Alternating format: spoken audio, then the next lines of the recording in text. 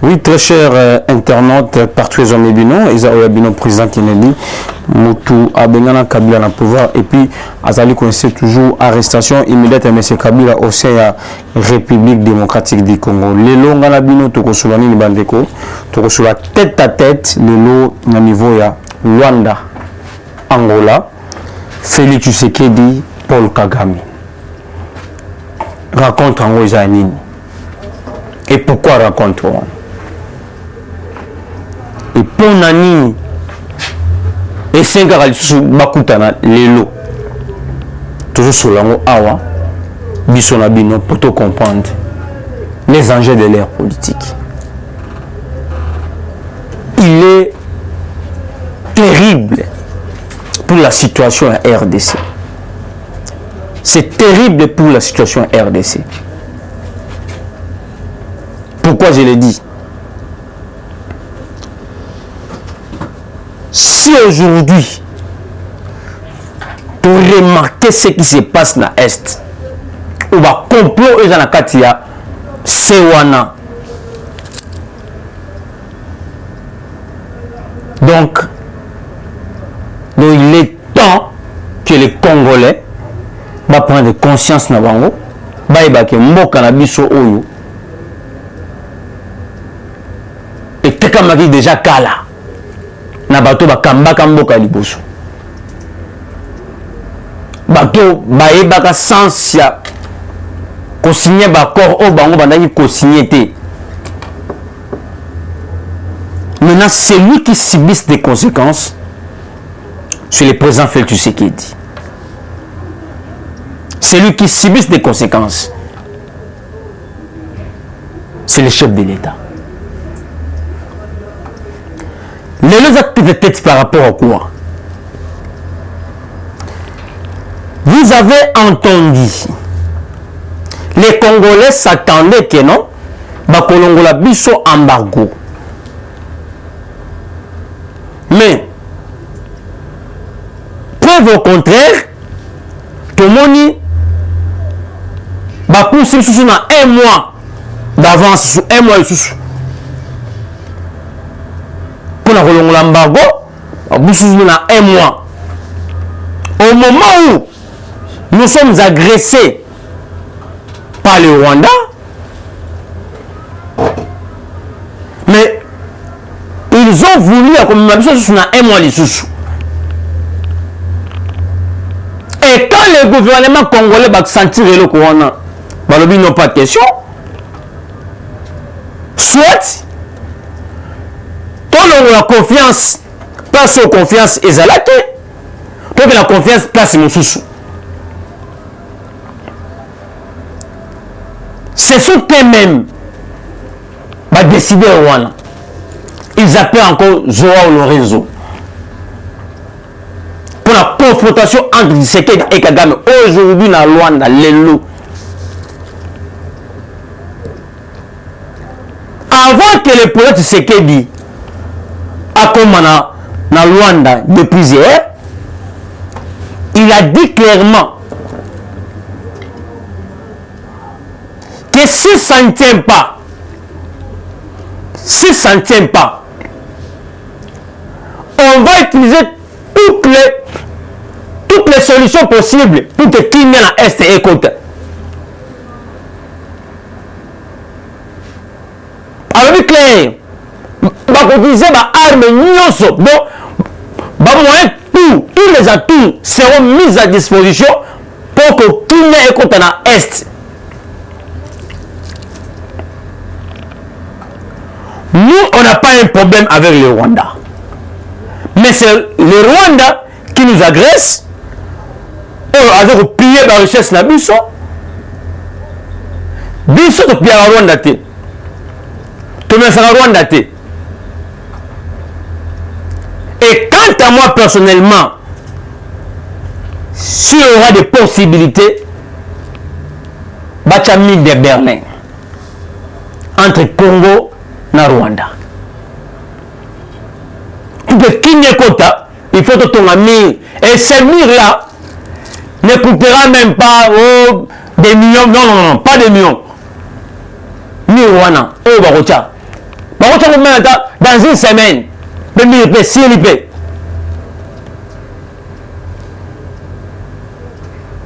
qu'est-ce qui est caché aujourd'hui et qu'est-ce qui sera dit aujourd'hui? Et l'eau est batami lelo, mais l'eau est kolobama lelo. Mais il y a un canon d'information par rapport à service de renseignement, il y a un Mossad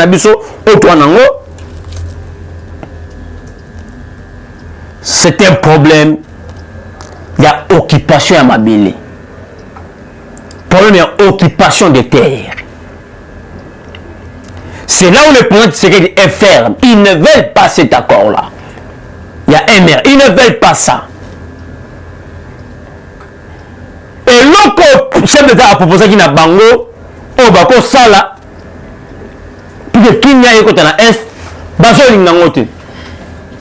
Et si vous écoutez Kagame, il veut la paix. Selon lui, il veut la paix, mais c'est pour être Tshisekedi qui va mettre la paix. Mais Kagame doit nous dire comment il a fait pour être Tshisekedi pour Arocha Kenya.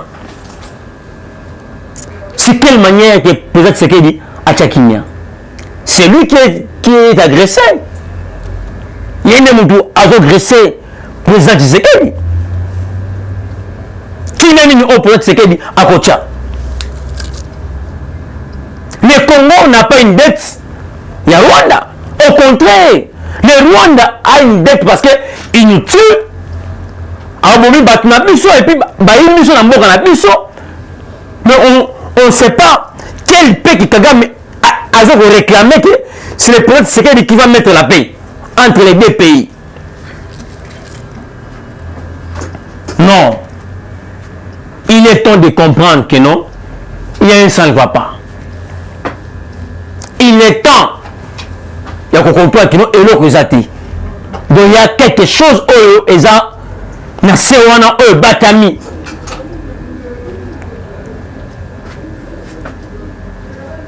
Parce que,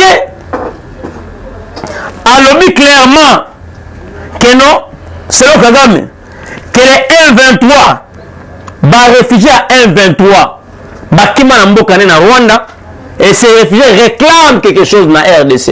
Et qui est Kagame pour que, à côté là, les réfugiés 1,23? Qui est Kagame?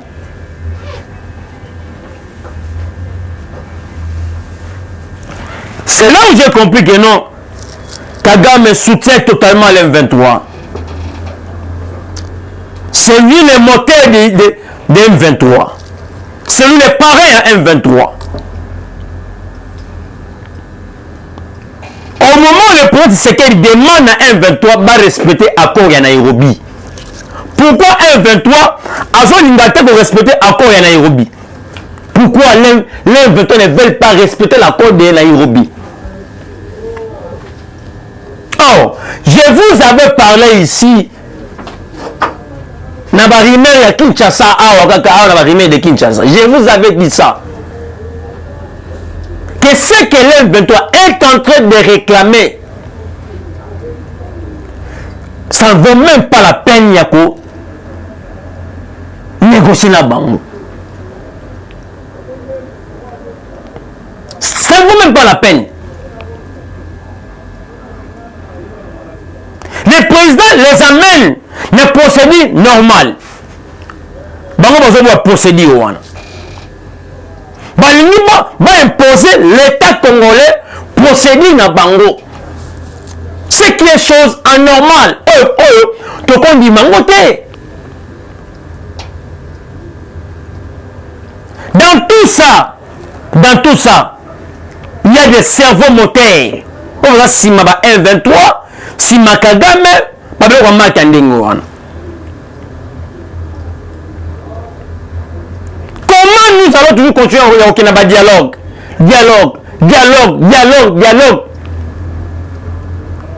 Le Congo n'a pas une dette de quelqu'un. Le Congo n'a pas une dette de Rwanda. Ici, il est question de comprendre que non, ces gens sont là uniquement pour la relouka. Comment koboto la biso cette étendue à est, c'est ça leur souci, c'est ça leur souhait.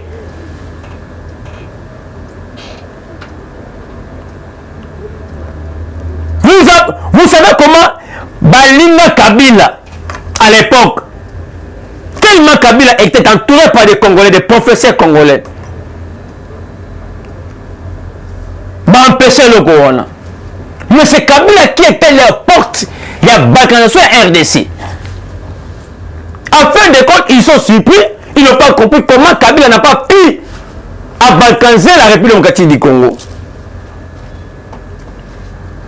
Et ils pensent qu'avec Tshisekedi, ils arrêteront. Non! Je dis non. Et aussi Mbaté. De l'autre côté, les Américains nous envoient au dialogue. La CENCO aussi, mêmement, demande à l'Union européenne ou soit à la communauté internationale que non, donc il y a un dialogue. Aussi longtemps, la CENCO savent très bien, la CENCO connaît très bien que non, c'est cette communauté internationale qui sème des terrains à Est Wana. La CENCO savent ça. Mais demande au 5 ans, aux 5 ans, communauté internationale intervenir. Quand le Rwanda nous tue, quand on va comment ressemble à Manduki,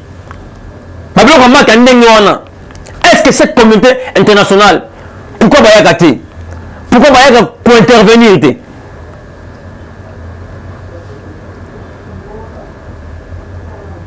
Nous sommes éveillés pour ces pays-ci. Tout ce qui s'est fait à l'Est, là je vous le dis, tout ce qui s'est fait à l'Est, il y a une mainmise, une main noire, et la ciment, il y a communauté internationale. Parce que Kagame n'a pas la force. Là je vous dis, même le 23, dans la force, il y a déranger Congo. Ils sont soutenus par une force extérieure. Là, je vous l'ai dit, ils sont soutenus par une force extérieure. On ne peut jamais, chaque fois, ma dialogue, chaque fois, et tous ces dialogues ne nous aboutit à rien du tout. À rien, s'il vous plaît, à rien. Par exemple, Nangola, et Simbité, Nairobi, et Simbité, l'autre Nangola. Finalement,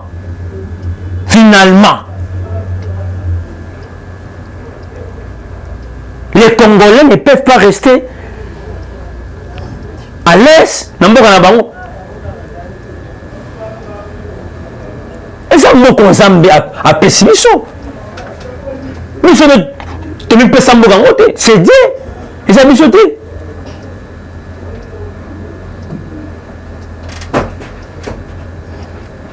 Ce qu'il dit est clair.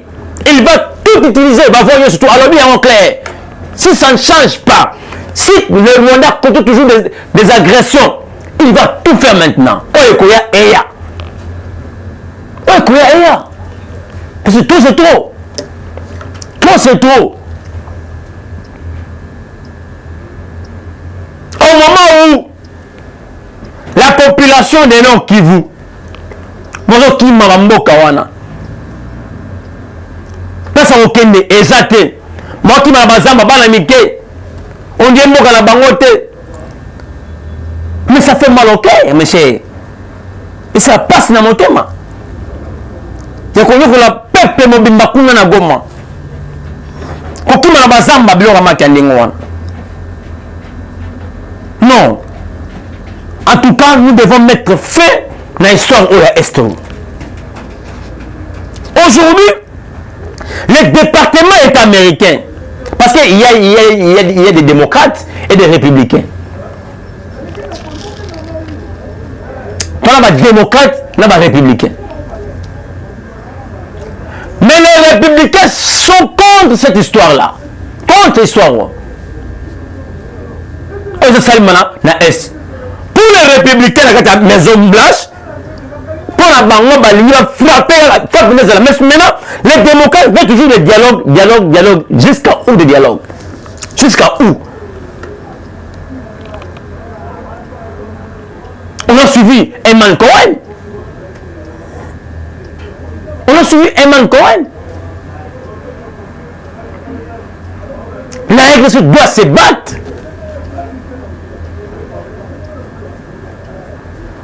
Le but que la RDC a une arme très forte. Mais c'est qu'il manque des alliés, armement. Mais nous qui voter. Le nom 1-23, on là-bas. La bombe, la bombe, c'est fabriqué par la Chine. Ils achètent des armes à la Chine, ils créent tout ça. Ils vont éviter les armes. Maintenant, pour ravitailler, pour laisser les Congolais, il y a des armes, pour défendre les territoires. Pourquoi? L'embargo, c'était à l'époque de Kabila. Kabila n'est plus président de la République. Pourquoi ne pas lever cet embargo-là? Quand rapport à rebours, toujours rapport. Si l'M23 qui appelle à mon conjambo Kate, va respecter l'accord de Nairobi. C'est là où il y a un problème, l'accord de Nairobi. Donc, va respecter l'accord de Nairobi, va très bien que non. Le président Tshisekedi, c'est un homme capable. Et il ne cédera jamais aux intimidations inutiles. Et il ne cédera jamais aux pressions internationaux. Il ne cédera jamais aux pressions internationaux. Soit l'M23 respecte l'accord de Nairobi, soit donc la guerre dans M23. Mais puis vous savez que non, tout la communauté internationale, dans Rwanda.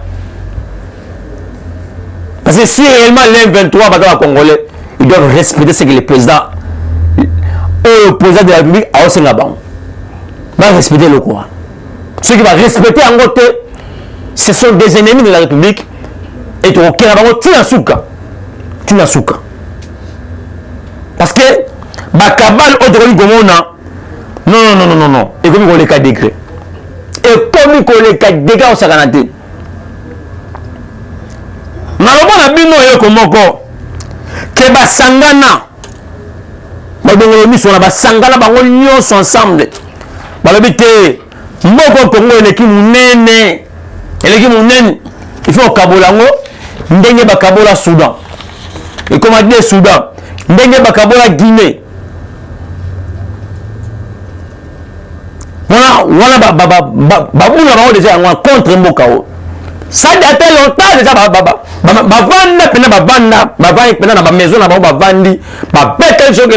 il faut Congo et Kabouana attendre des 4 mitaines. Vous connaissez l'histoire de Genève. Un jour, je vous apporterai une vidéo comme ça. L'histoire de Genève, comment Tshisekedi est venu sauver ces pays. Et ceux qui Tshisekedi alors pouvoir que le pouvoir et que aujourd'hui on allait parler 4 républiques dans Mboka. Mais Dieu est bon. Ce qu'on dit, si Dieu est pour nous, qui sera contre nous? Dieu est bon, les loyaux, tu sais qu'il dit chef de l'État de la République démocratique du Congo. Moi, Mboka et Kabon habité une 4 et j'attends. Souvenons-nous, un pasteur américain qui s'est permis à l'époque de dévoiler la séquence de Mboka. À quoi c'est même comprendre Mindele pour la Mboka au Congo. Nous devons se réveiller pour comprendre que non, le pays est dans la compromission à ma casque. Le pays est en danger. Le pays est agressé par le fait impérialiste, s'il vous plaît. Je l'ai dit en âme et conscience. Comment chaque jour guerre ici l'a raté? On nous fait massacrer. La communauté internationale est tuée chaque jour. On nous fait voler des quotas de eau, des uranium. La communauté internationale néglige rien absolu. Comment jamais. Ceux qui disent surtout dans le comique, non, tout grimacer, maintenant, que dois-je faire, les Congolais? Nous devons nous défendre maintenant. Nous devons nous prendre en charge maintenant. Et je sais que vous m'avez beaucoup dérangé à téléphone. Même pas comment, président, quelque chose en Angola, non. Le président de la République, c'était un homme intelligent. C'est un sage, il sait, il connaît ce qu'il est en train de faire. Le président déjà a tué contre mille. Il ne sait pas quoi faire.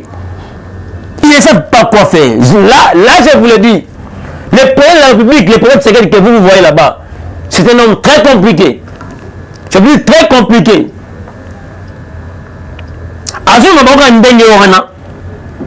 Ce qui va le quitter, c'est là où on va comprendre que non, qui est Tshisekedi. On va comprendre qui est Tshisekedi. On ne sait pas. Genre Nino, Bazoluka, Balingi Nino juste. Qu'est-ce qu'il y a? L'autre monde, Union européenne. L'Union européenne qui demande à M23 de retirer tout na bango na Est et puis va déposer ba armes. Bande konangaye. La même Union européenne au besoin mon aou. Ba senga ba M23 combien de fois va retirer ba tout na bango, va retirer en côté. Va retirer en côté. Est-ce que l'Union européenne va force à redéloger M23 à Est? Et ça va comprendre la bango, va la bango. Ils aiment la guerre pour piller nos minéraux. Ils aiment la guerre là-bas pour piller nos matières premières à l'Est. Bakinda kuna na mboka na bango, basala ba Satan 2, ba Satan 3, basala ba Satan 17, 18.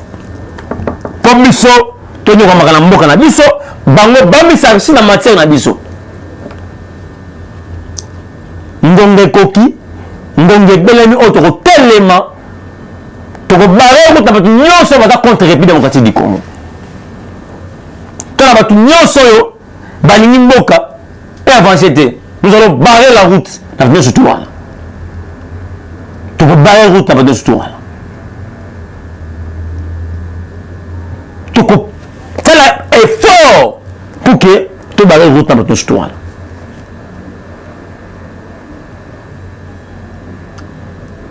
Le président a très clair. Ce qui Rwanda a retiré toute n'a été. Parce que Rwanda a dit que accès sur un 23 militaire rwandais. Vous avez sorti Rwanda a retiré les militaires rwandais. Bon senti. Le reste de ma souka, quand tu as gagné Nango, tu peux mettre la bilonga à Oragana, Barimé à Kinshasa, à Ao. Quand tu as gagné Nango, tu peux mettre la bilonga. Parce que trop c'est trop, ton ennemi. La guerre est sur ton ennemi en haut. Nous voulons maintenant que la paix est régnée.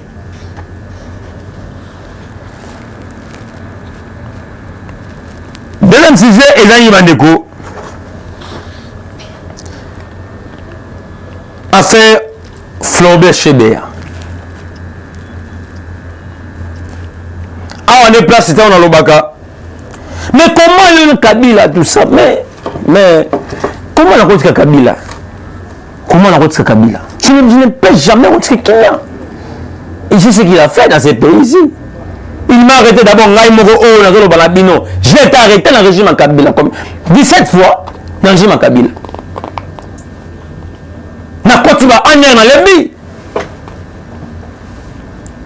Pourquoi? C'est parce que j'ai défendu une cause normale. Une cause noble, la République.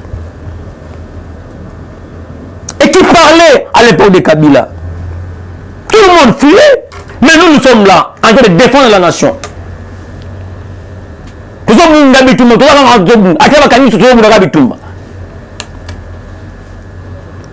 non, mais si tu es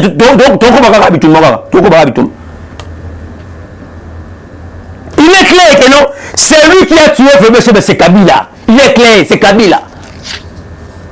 Or, dans les pays respectueux, quelqu'un béni la voix de sans voix.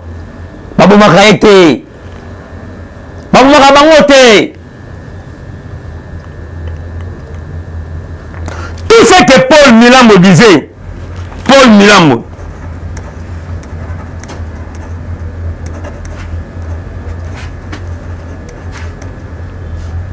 tout ce que Paul Milambo disait,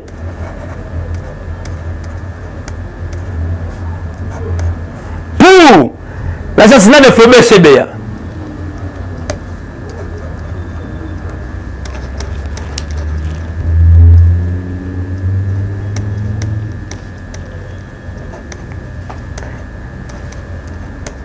était vrai. J'ai dit vrai. Parce que tous les messages, quand John Numbi a bien il faut mettre chez un téléphone, c'est déjà un rendez-vous préparé. Chebea a dit si moi c'est ce que non, nous allons un rendez-vous na inspection générale na IP crime na 24 avec le général John Numbi. Moi c'est un Ayabaki déjà. Et quand Chebea s'est changé avec des textos, moi c'est déjà Ayabaki déjà. Milan me disait clairement que Chebea a été scotché dans le bureau de John Numbi. Prudence na jeep, prudence s'il vous plaît, prudence na jeep. Pour que le bagano a fait Nicolas Bassandumba. Ok, rien du tout. Si il y a solo, a fait Nicolas Bassandumba, son chauffeur naïe. Son chauffeur, non, non, non, chauffeur. Non, non, son chauffeur naïe.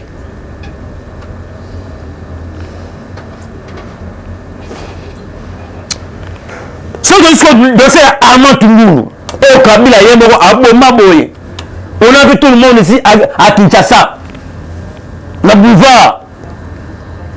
Comment le Toumba et ça m'a boulevard entre Armand Tungoulou, n'a pas gardé quoi Kabila. Le prince à Kabila, il y a Moko. Kabila a jamais contenu la tête. C'est la cause, Aya Abima a contenu Ngaï. C'est la cause, ceux qui ont après Kabila. Abima a contenu Ngaï. Abima a contenu Ngaï. Les 59 forces communes, Teleska Pangala, voici Mukendi. Abima, à cause de Ngaï. Quand on avait fait l'opération avec Ningakati, mes chers frères, quand on a fait l'opération avec Ningakati, Batouva, Bamiko, Batouva, Ningakati. Bamiko, Batou. Oh, Kabila, Boma, après ça, Naba Lion, Naba Chimpanzé, Naba Ngouma. Parce que si on a battu à Bomio, à Bokelio, à voir tous les autres et pas Lyon. Lyon à Lyon. On a trouvé beaucoup de choses là-bas avec Nagati. Quand on place se faisait avec Nagati, dans le régime de Seked. Tu vois, du coup, Nagati avec Nagati, c'est dans les forces communes. On surtout. Bon, on va noter, parce que c'est à Kabila. Non, la justice va faire son travail. On ne peut jamais permettre que nous t'abonnions tout à ce moment incroyable. Vous le laissez, non. Et vous savez ma bonne côté. Et vous savez ma bonne côté. Il est parmi les bateaux, un 23. Il est parmi les bateaux, bassement 1 23.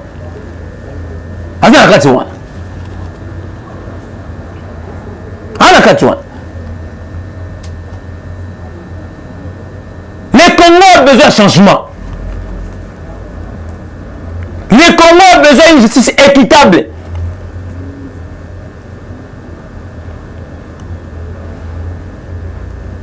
Aujourd'hui, moi, je ne trouve pas nécessaire de vraiment la cabine dans Mboka alors circuler. Non.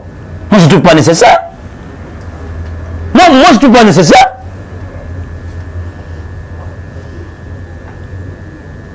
Moi, je trouve nécessaire. La conséquence de l'obus, tu as subi dans Mboka. À cause de Nan. À cause de Nan.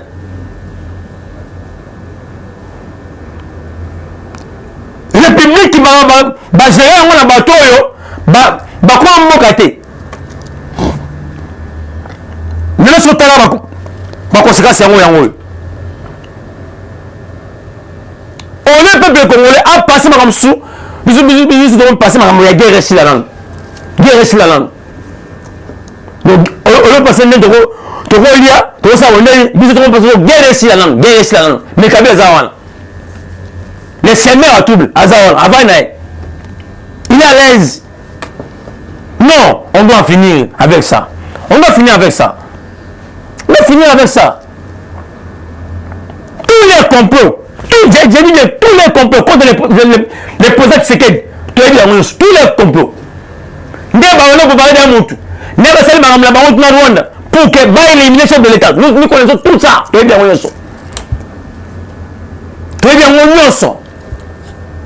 c'est pour vous dire que ces régimes ici, ils ont un régime en Zambie. Ils ont un régime en Zambie. Tout c'est là contre les régimes ici. Bon, maintenant, vous n'allez pas réussir ces régimes ici.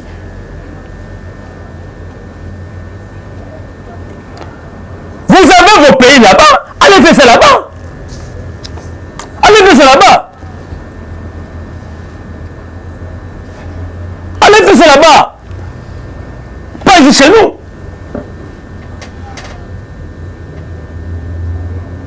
Comment expliquer quelqu'un qui a commis des bavures,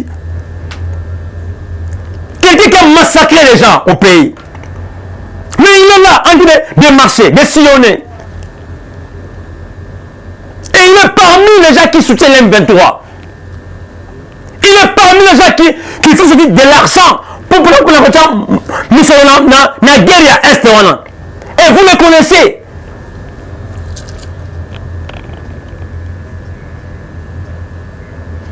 Non. Moi, personnellement, je vous dis, je n'ai jamais été d'accord avec la Kabila Lanzela à Oshuni. Là, je vous dis clairement. Là, je vous dis, moi, je vous dis clairement. Si aujourd'hui, les Congos n'avancent pas, si aujourd'hui, on a des problèmes très sérieux dans ces pays-ci, à cause de Kabila. À cause de Kabila. Le niveau de l'on a Kabila. D'où nous devons nous prendre en charge. Nous devons mettre Kabila au tas de mille bandes à Kende. C'est tout un réseau qui est là. Tout un réseau. Il y a l'étranger contre la nation congolaise. Comment les Congolais peuvent souffrir? Les gens propres. Comment ça? Comment ça? Comment ça? Comment? Et ce qu'ils ne savent rien, aujourd'hui, c'est lui l'auteur. Oh, l'auteur a vendu. Ils sont là-bas, ils sont là-bas. Mais ça va vendu.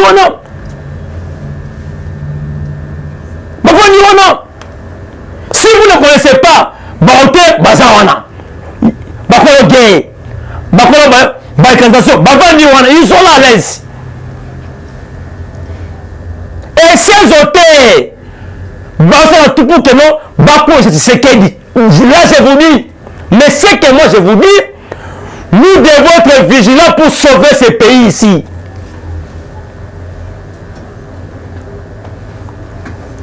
Le prophète Tshisekedi est seul. Le prophète Tshisekedi se bat seul. Il connaît ce qui se passe. Il sait comment il a trouvé la République. Il sait qu'est-ce qu'il faut faire. Il y a des problèmes très sérieux dans ce pays ici. D'où nous devons les relongo la bilan retour pour que sauver la nation. Pour sauver la nation, nous devons se sacrifier pour sauver cette nation ici. Si on va chercher dans le Soudan, il y a un peu oyo, bazo luka ay para biso. Si on va chercher na Guinée, il y a un peu awa, bani baluka et para biso. Toko ma deux républiques. Mais qu'on s'imbati. Aux pays ensemble et qu'on s'imbati. Nous sommes debout et nous sommes déterminés cette fois-ci. Il n'y aura rien qui va se faire dans Mboka Nabiso. Nous sommes debout. S'il faut se sacrifier pour ce pays, pour cette nation, nous l'en ferons. Ce qui est certain, tout le monde a Gomawana. Tout le Gomawana. Tout le monde to boy balkanisation, to boy intimidation, mokaza biso, to boy monter ma moko sibo, to boy monter ma moko. Nous allons gagner cette fois-ci. C'était votre impaka. Oyaki traîne à Canada de l'or sanaté pour la retraite ça comme que non. Nous devons maintenant se préparer maintenant en conséquence. Parce qu'il faut des pistes, au besoin de dialogue. Oh, il y a non, to boy to que pas question. Nous, c'est notre pays, nous devons les défendre comme il faut pour que lobby,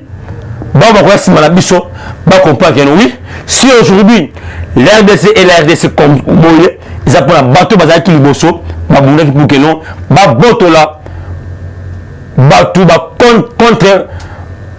contre nation, Mokana beaucoup. Parce que Awa, Toye uniquement pour éveiller Pépé Congolais. Vous allez déterminer, vous allez debout, vous se préparez déjà à conséquence. Dès que Pempé continue, tu continues dans le mouvement. Merci beaucoup. Il a dit, oh, Yabino, président qui veut dire, pas Kanabino, nous avons Kabila pouvoir, et président continue toujours arrestation immédiate, mais c'est Kabila aussi à République démocratique du Congo. On a fait Simbote dans la coupe présidentielle, pour le présidentiel, on a fait Simbote dans la première dame. Moi, c'est qui toque au moment de l'Isnakier, on a fait Simbote Belé, puis sans oublier le président de la République, l'époux. Il y a Maman Denis, Mamote Belé. Nous sommes toujours Nzambe Asungayo, Nzambe Peso Sanga, Peso Maïle Belé pour que au Kambamboka, au Ndenge et Longobani.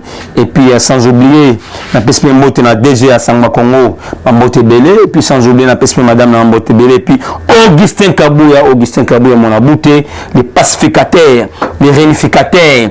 Il y a UDPS, Mobimba, pourquoi pas, combattants et combattants, les élites, les lois en Rotana, ensemble, on est qui toque au Makasi pour la qui ça, dans le monde entier, que non, oui, l'UDPS est en train de bosser trop dire, est en train de travailler pour la nation. Vraiment, coup de chapeau, mon secrétaire général Augustin Kabouya, mon abouté, c'est du jamais vu, hein, depuis le secrétaire général, les cas, mais Kabouya nous fait épater, là où il faut qu'on se dise des vérités. Il faut les photos de la vérité, c'est que le travail. Il faut dire des vérités, il faut la vérité, il travaille, il fait son travail, il faut la vérité. Et puis je donne toute la diaspora congolaise, bonjour partout où vous allez. Et puis, il y a toujours un bon délit, vous avez la même morale, vous avez ensemble, vous allez à Kinshasa, pourquoi pas dans Congo, vous allez Banda. Et puis, mon numéro de WhatsApp est 243 85 11 septembre 340 243 85 63 340 243 85 11 septembre 341. La PCP, ma très chère, au niveau à Paris, Marie, Mambote Belé, vraiment. Et je suis toujours dans la démarche. On est en deuil, les parlementaires debout en deuil. Pendant qu'on a allé qui n'a biso Diogo Star, c'est là qui a biso. Donc tout ça toujours na bitumba au Kundandeko. Merci beaucoup. La PSP mbote nanga na caméraman, c'est ma caméra aussi mbote belé vraiment ensemble ça n'équito comme casse. Donc mbote belé. Merci beaucoup. Ciao, à la prochaine. Eshima, votre magazine qui bat au rythme de l'actualité. Une réponse à vos besoins en information, un éclairage dans divers domaines. Impartial, documenté, instructif. Eshima, au cœur de l'info. Retrouvez la nouvelle édition. Le service national de la RDC, une seconde chance pour les Koulouna. Le commandant du service national, le général-major Jean-Pierre Kassongo Kabouik, est en passe de réussir le plus difficile. La conversion des délinquants juvéniles appelés Koulouna en bâtisseurs de la République. Jean-Pierre Kassongo Kabouik a réalisé des avancées notables à la tête de ce service qu'il occupe depuis juillet 2018. Ce jeune délinquant, presque indomptable dans le rue de Kinshasa, ont finalement été maîtrisés au centre pilote de Kanyama KCC. À ce jour, ils sont endoctrinés et formés à rendre service à la nation, à devenir utiles pour le pays. Au total, 2000 anciens Koulouna devenus aujourd'hui bâtisseurs ont perçu leur premier salaire après une période de 14 mois de formation dans plusieurs domaines, notamment la maçonnerie, la menuiserie et autres.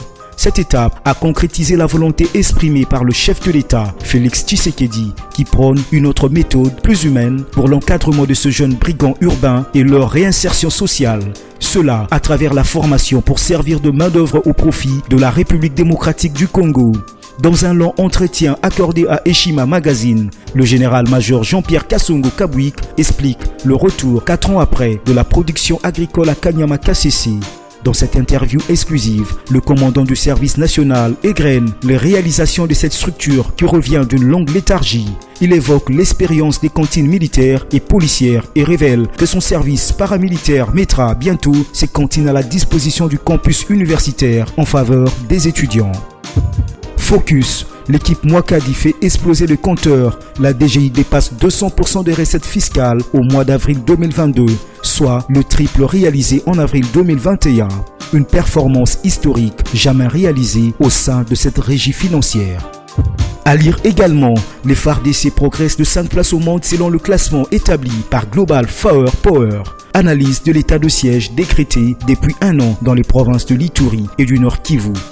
Découvrez également plusieurs autres sujets à lire dans ce nouveau numéro. Retrouvez l'intégralité du magazine Eshima dans les kiosques. Eshima Magazine, un nouveau standard d'information.